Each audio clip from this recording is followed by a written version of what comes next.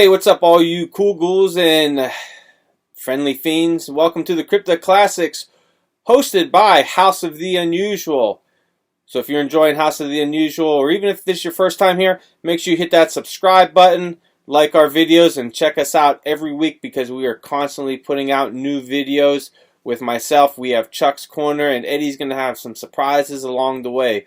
Alright, so this week, as we did last week on the on the Crypt Classics on the House of the Unusual podcast, we talked about the 1940 movie The Devil Bats starring Bela Lugosi.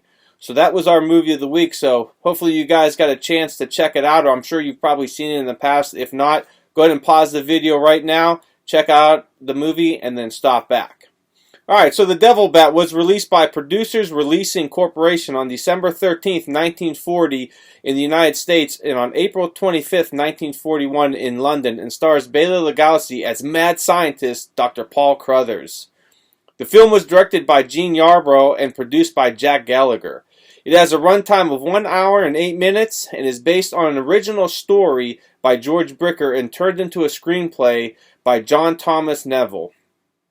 Alright, a little bit about the movie. I'm not going to get too much into it. I don't want to spoil it for you. This is kind of like a spoiler-free review, but as a chemist and physician, Dr. Paul Crothers is insulted by his employers and vows for revenge. He creates large bats from ordinary ones and trains them to be drawn to a new aftershave. Once his target applies the aftershave, Dr. Crothers unleashes the bat to attack and kill. Two reporters, Johnny Layton, played by Dave O'Brien, and his photographer, One Shot McGuire, played by Donald Kerr, arrive and begin to unravel the mystery. Now, the film does have a sequel, 1946's Devil Bat's Daughter, which stars Rosemary LaPallanche as Dr. Crothers' daughter. However, Lugosi is not in that film. Alright, so I've watched this film several times, and one of the main reasons why I love this film, obviously, is because of Lugosi. He's my favorite all-time actor. And the second reason is one of my favorite things when I get into movies is I'm always looking for secret passages and hidden compartments. And this film has a ton of them. So definitely check them out. There's a lot of the film takes place in the castle mansion thing that I guess it would be kind of like a combination of two that Lugosi's character lives in and works in, and there's tons of hidden passages there. In fact, where he keeps his giant bat, he has to go through a secret passage to get in there that somebody coming in there wouldn't necessarily think to look for. So that's definitely cool to see all those.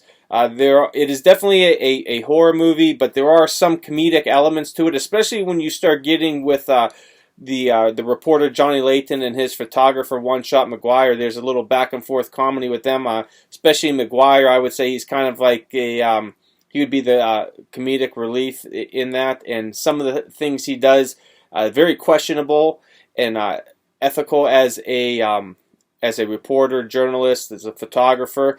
But they get into that a little bit, and it's very interesting to see how that unravels. And you know, it kind of makes you think, is that something that would have been, it wouldn't have been acceptable at that time, and definitely not acceptable in today's standards. However, we kind of see in this day and age a lot of that kind of, like, I guess you would call it fake news type stuff being put out there by the news agencies. But now this is 1940 when news was at its height, that, you know, you didn't have to go on the internet or anything. Everything, you got your news by newspaper. So there was a lot of trust put into these reporters and journalists, and it is kind of odd to see, you know, how One Shot McGuire kind of, you know, he ends up putting in a fake bat to take a picture of because he can't get a photo of the actual bat. So that's kind of an interesting aspect of those two and their storyline in it. But it is a good movie. It's very short, hour and 8 minutes. It flies by. Like I said, I've seen this several times, and it's always fun to watch. Lugosi's character, he's absolutely fantastic in it. You know, he always plays that kind of mad scientist character and plays it well. And when he's on his game, he's on his game. This movie, he is definitely on his game. The set pieces are absolutely fantastic. The actors are great. The storyline, it's a very simple storyline, but you know, if you need something fun to watch, this is definitely the movie to check out. So, 1940, The Devil Bat. Man, if I'm going out of 5 stars, I'm going to try to be, you know, a little unbiased here because it is a Lugosi film, so I kind of tend to rate them a little bit higher.